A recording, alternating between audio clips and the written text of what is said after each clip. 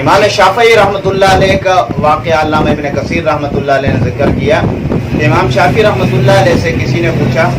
کہ آپ کے پاس اللہ کے وجود کی کیا دلیل ہے، کہ بھئی اللہ ہے، اس کی کیا دلیل ہے؟ تو امام شافعی رحمۃ اللہ علیہ فرماتے ہیں کہ میں نے اللہ کو شہتوت کے پتے سے پہچانا ہے کہ شہتوت کا ایک پتا ہے، وہ پتا اگر شہد کی مکھی کھائے تو اس سے شہد نکلتا ہے،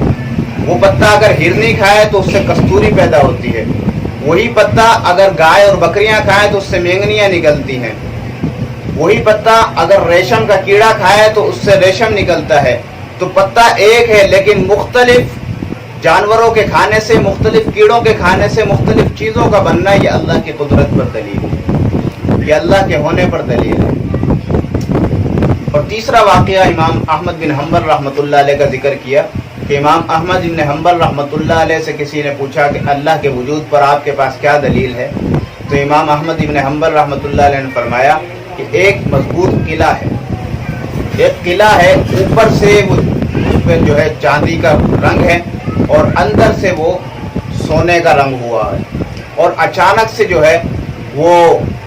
قلعہ ٹوٹتا ہے اور اس کے اندر سے ایک خوبصورت حیوان نکلتا ہے، خوبصورت آواز والا حیوان نکلتا ہے۔ تو یہ اللہ کی قدرت پر دلیل ہے کہ وہ جو انڈا ہے اوپر سے سفید ہوتا ہے